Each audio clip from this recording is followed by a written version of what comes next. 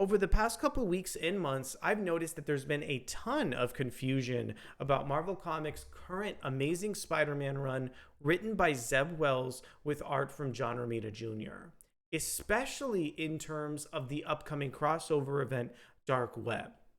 Wells has done such a fantastic job laying all the foundation and groundwork on Dark Web that I wanted to take just a few moments to back up and show off all of the ways that led to this upcoming crossover event, which is looking like it's going to be something really special.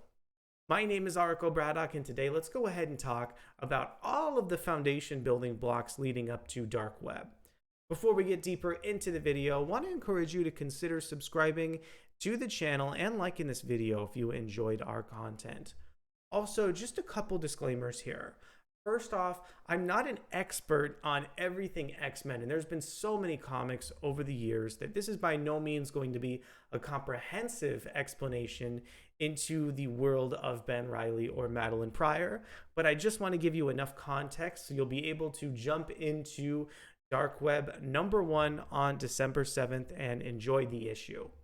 Also, in order to discuss these comic books, I do need to talk a little bit about spoilers, in all these series as well. So we're really going to be talking about spoilers for, Amazing Spider-Man comics and X-Men stories.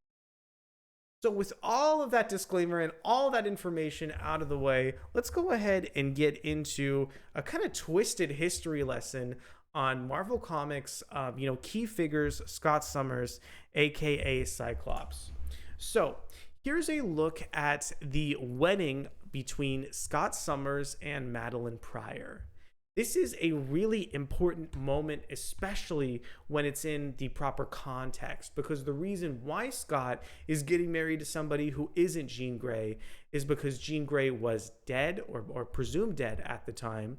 And Scott met this woman who looked just like Jean Grey named Madeline Pryor. Scott went on to kind of marry her and was looking to sort of move away and retire from, the X-Men altogether and kind of start a new chapter in his life. Sadly, this is the X-Men, so things didn't go quite the way, he wanted to. And essentially, very shortly after this comic book, Jean Grey came back and pulled Scott back into X Factor and daily X-Men activities, and he essentially abandoned Madeline Pryor, and they also had a child as well. Naturally, Madeline Pryor grew incredibly angry about all of the events that happened. And that is where the X-Men crossover Inferno comes from, that really establishes, I would say, the bulk of kind of the building blocks for Dark Web. Here, Madeline Pryor learns that she's a clone of Jean Grey created by Mr. Sinister, demons in the Marvel Universe, to fight back and take vengeance upon, Scott Summers and the rest of the X-Men. In this crossover event, Madeline Pryor dubs herself as the Goblin Queen.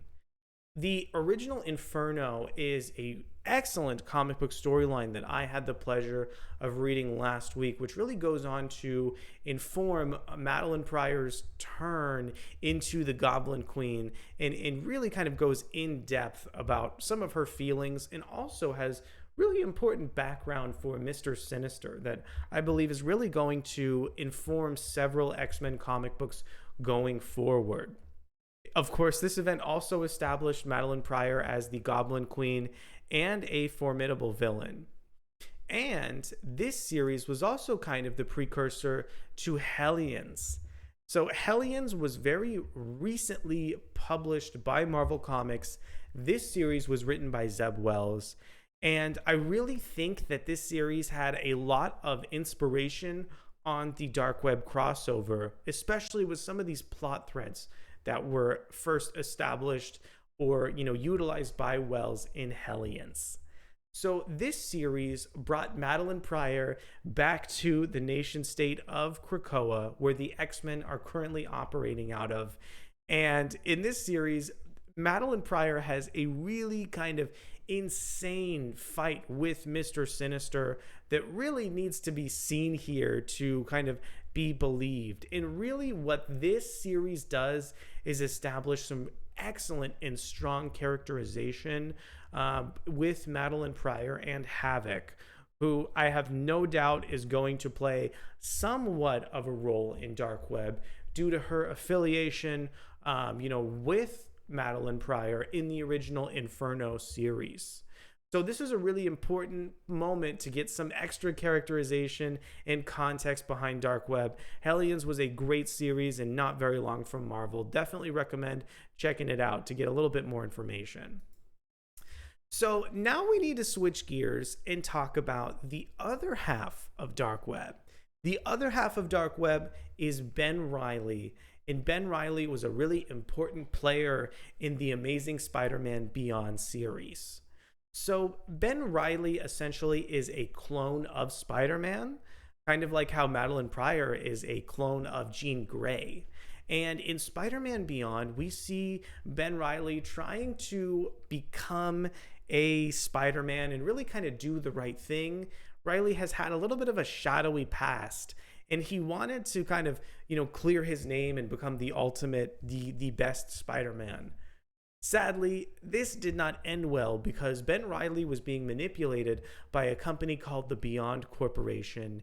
And Ben Reilly even further mutated with this polymer substance that turned Reilly into the villainous Chasm. This series was also partially written by Zeb Wells, who clearly established so many elements of the Dark Web crossover through his earlier comic books. And again, I think one of the most important parts of the Dark Web crossover is just essentially how Wells was able to kind of utilize the continuity from the 90s Inferno and from his past comic books to tell an interesting story. The other interesting part about Wells' current Spider-Man run is it's very far in now. We're almost, 10 issues into the series, essentially, and Wells waited months before touching the plot thread of Chasm or diving deeper into Madeline Pryor. The only real tease we got was over in the free comic book day issue of Amazing Spider-Man.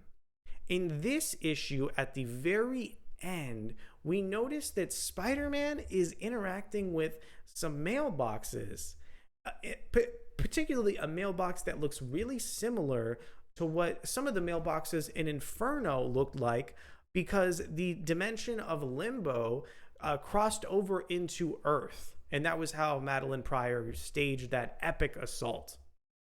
And essentially, at the very end of this issue, we finally see that Madeline Pryor and Ben Reilly have teamed up to launch the Dark Web, essentially. This is where we finally get that information. Ben Reilly says in this page that he thinks that, Ben and Madeline are going to make a great team. Madeline Pryor confirms and says she has a lot in common. So it looks like this is essentially going to be the precursor into Marvel's Dark Web crossover. This #1 issue officially comes out on December 7th, and it looks like it'll kind of collide the X-Men, Spider-Man, and Venom universes into one really fascinating crossover event. And now that you have all the foundation behind, why I'm interested in the event in the first place, I want to know what you think about this upcoming Dark Web crossover. Have you been waiting for Madeline Pryor to finally get her vengeance again, to essentially reignite Marvel's Inferno alongside Ben Reilly? I want you to go ahead and let me know in the comments. Thank you guys so much for checking out the video. Let me know what you thought about this different format that we introduced for the video. I want to know if you liked it or what kind of your thoughts were. Thank you guys so much, and I'll see you very soon for some excellent comic book content.